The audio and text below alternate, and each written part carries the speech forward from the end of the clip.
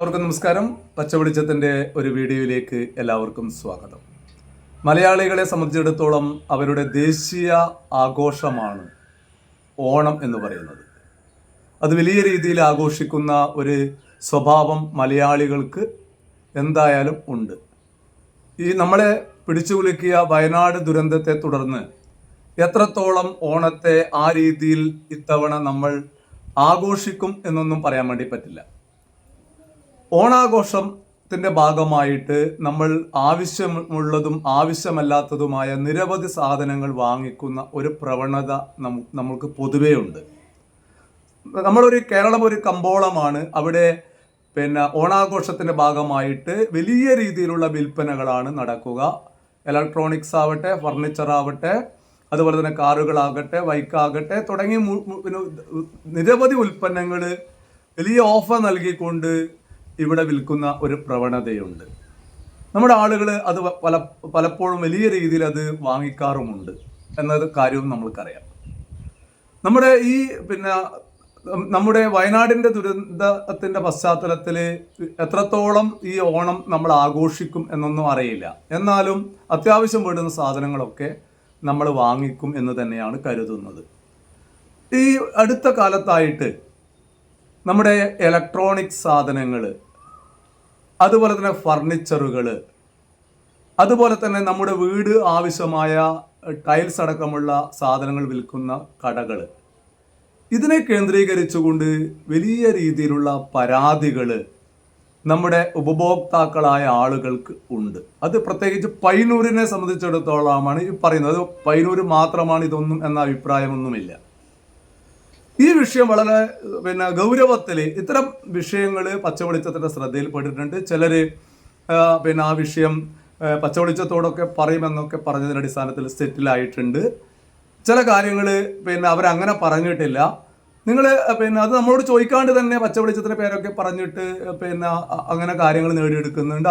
അതിലൊന്നും വലിയ ഒരു തരത്തിലുള്ള വൈമുഖ്യവും പച്ചവെളിച്ചത്തിനില്ല. അവരുടെ നല്ല കാര്യങ്ങൾ നടക്കാൻ വേണ്ടിയിട്ട് അവർക്ക് പച്ചവെളിച്ചത്തിൻ്റെ പേര് ഉപയോഗിച്ചിട്ട് അതിന് സാധിക്കുന്നുണ്ടെങ്കിൽ അതിൽ വലിയ വിഷമോ വരുമോ പച്ചവെളിച്ചത്തിനില്ല. കാര്യം നടക്കണം, അത്ര മാത്രമേ അതിനെ ആ രീതിയിലാണ് പച്ചവെളിച്ചം കാണുന്നത്. എന്നാൽ ചില വിഷയങ്ങൾ ശ്രദ്ധയിൽപ്പെടുത്തിയിട്ടുണ്ട്. അത് വലിയ പരാതികളാണ്. അതൊന്ന് ഫ്രിഡ്ജിൻ്റെ വിഷയമുണ്ട്, അതുപോലെ തന്നെ ഫർണിച്ചറിൻ്റെ വിഷയമുണ്ട്.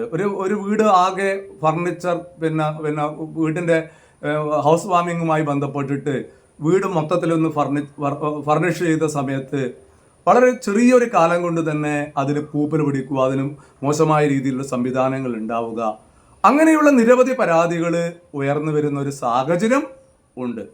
ഈ വീഡിയോ ഇടുന്നത് നമ്മുടെ കച്ചവടക്കാരോട് പറയാൻ വേണ്ടി തന്നെയാണ്.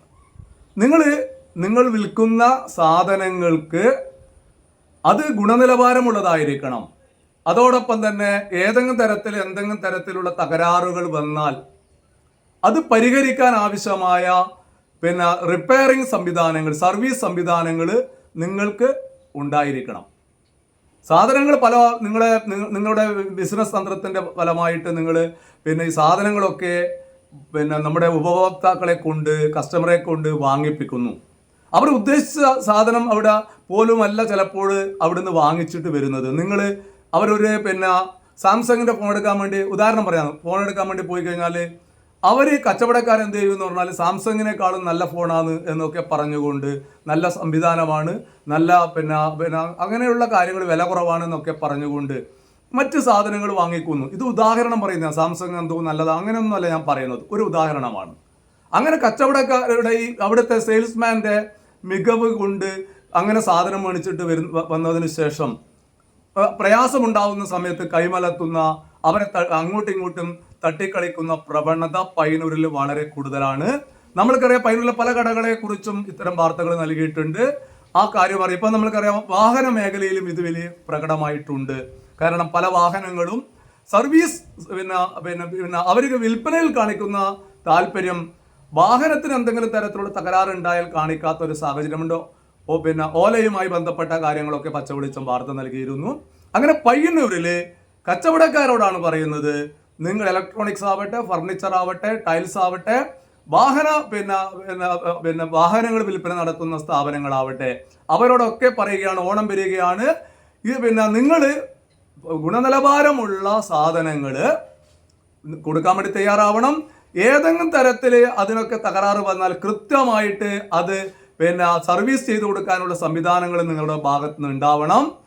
അതുകൊണ്ട് അങ്ങനെ ഇല്ലാതെ പോയി കഴിഞ്ഞാൽ ഇതൊരു വാണിംഗ് എന്ന രീതി തന്നെ എടുത്താൽ മതി. വാർത്ത പെരും, പിന്നെ കച്ചവടത്തെ ബാധിച്ചു, അങ്ങനെ വന്നു ഇങ്ങനെ വന്നു എന്നൊക്കെ പറയേണ്ടതില്ല എന്നാണ് ഇതുമായി ബന്ധപ്പെട്ട് പറയാനുള്ളത്. വേറൊരു കാര്യം കൂടെ, നമ്മൾ ടൈൽസ് എടുത്തൊരു വിഷയം ഒരാൾ പറഞ്ഞാണ്, ഒരു ടൈൽസ്, ഒരു വീട്ടിനാവശ്യമായി മുഴുവൻ ടൈൽസ് ഒരു കടയിൽ നിന്ന് എടുത്തു. കടയുടെ പേര് ഇപ്പം പറയുന്നില്ല, അതൊക്കെ പറയും. അതുകൊണ്ടാണ് പറഞ്ഞത് ഇതൊരു സൂചകമായിട്ട് നിങ്ങൾ എടുക്കുക. ആ കട പിന്നെ ഒരു 3-4 ടൈൽസ് ബാക്കി വന്നു. അവർ മഴയത്താണ് അവിടെ ഇറക്കിയത്. അത് ഒരു തകരാറുമില്ലാത്ത ടൈൽസ് അവർ അവിടത്തേക്ക് കൊണ്ടുപോയ സമയത്ത് ഇതൊക്കെ ബോക്സൊക്കെ പൊളിച്ചു എന്ന് പറഞ്ഞുകൊണ്ട് അവരെ തിരിച്ചെടുക്കാൻ വേണ്ടി തയ്യാറായിട്ടില്ല. നമുക്കിതൊക്കെ പയ്യന്നൂരിലെ കടകളിലൊക്കെ എത്ര ബോക്സൊക്കെ പൊളിച്ച സാധനങ്ങളൊക്കെ നമ്മൾ തിരിച്ചു കൊടുത്തിട്ടുണ്ട്, അതൊക്കെ വാങ്ങിച്ചിട്ടുണ്ട്. ഇവരും പലപ്പോഴും ഈ കടയും പലപ്പോഴും അത് വാങ്ങിച്ചിട്ടുണ്ട്. അങ്ങനെയുള്ള ധിക്കാരപരമായ സമീപനം സ്വീകരിക്കുന്ന കടകളുണ്ട്. എന്നിട്ട് ആ സാധനം തിരിച്ചു കൊണ്ടുപോയിട്ട് അവർക്ക് വേറൊരു സാധനം പല കൊടുത്ത് മേടിക്കേണ്ടി വരുന്ന ഒരു സാഹചര്യം ഉണ്ടായിട്ടുണ്ട്. ഇതൊരു തരത്തിൽ അംഗീകരിക്കാൻ വേണ്ടി കഴിയില്ല എന്നാണ് ഇത്തരം കച്ചവടക്കാരോട് പറയാനുള്ളത്. അതുകൊണ്ട് നമ്മുടെ വ്യാപാരികൾ കാണിക്കേണ്ട മര്യാദ അവർ കാണിക്കണം. അതുപോലെ തന്നെ കൺസ്യൂമർമാർ പൈസ കൊടുത്തിട്ട് സാധനം മേടിച്ചിട്ട് ഇതൊക്കെ ഇവരുടെ ഔദാര്യമാണ് എന്നുള്ള ഒരു കാഴ്ചപ്പാട് നമ്മുടെ ഉപഭോക്താക്കൾക്കും നാട്ടുകാർക്കും ഉണ്ടാകാൻ വേണ്ടി പാടില്ല. ഒരു കൺസ്യൂമറിന്റെ അവകാശം എന്താണ് എന്ന നല്ല ബോധ്യം നിങ്ങൾക്ക് ഉണ്ടാവണം. ഇത് പറഞ്ഞു വരുന്നത് കൺസ്യൂമറുടെ വിഷയങ്ങൾ പല പരാതികൾ വന്നിട്ടുണ്ട്. അതൊക്കെ ഓരോന്നായിട്ട് എടുക്കും. ഇത് പരിഹരിക്കുമെന്ന ഇതൊക്കെ പരിഹരിച്ചോളാം. ഇത് ഫർണിച്ചർ പറഞ്ഞാൽ നിങ്ങൾ ശ്രദ്ധിച്ചോ. അതുപോലെ തന്നെ ടൈൽസിന്റെ കാര്യം നിങ്ങളോട് പറഞ്ഞിട്ടുണ്ട്. അതുപോലെ തന്നെ നമ്മുടെ ഇലക്ട്രോണിക് സാധനം ഒരു വലിയൊരു കടയിൽ നിന്ന് ഫ്രിഡ്ജ് അടക്കം വാങ്ങിച്ചിട്ട് അത് ഉപയോഗിക്കാൻ പറ്റാത്തൊരു സാഹചര്യമുണ്ട്. അങ്ങനെയുള്ള കാര്യങ്ങളൊക്കെ നിങ്ങളുടെ മുന്നിലുണ്ട്. അതൊക്കെ പരിഹരിച്ചു കൊടുക്കണം. വാർത്ത വളരെ ശക്തമായ രീതിയിൽ കൊടുക്കും. അതിന് ഒരു മുഖവും നോക്കൂല എന്ന് പറയാൻ വേണ്ടിയിട്ടാണ് പച്ചവെളിച്ചം വന്നിട്ടുള്ളത്. അതുകൊണ്ട് നമ്മുടെ വ്യാപാരികൾ ജാഗ്രത കാണിക്കണം, മാന്യത കാണിക്കണം. അതോടൊപ്പം തന്നെ ഓണവിപണിയിൽ വഞ്ചിതരാവാതിരിക്കാനുള്ള ജാഗ്രതയും ബുദ്ധിയും നമ്മുടെ ജനങ്ങളും കാണിക്കണം എന്ന് മാത്രം സൂചിപ്പിക്കാൻ വേണ്ടിയിട്ടാണ് ഈ വീഡിയോയുമായിട്ട് വന്നിട്ടുള്ളത്. പച്ചവെളിച്ചത്തിന് വേണ്ടി രാജീവൻ പച്ച.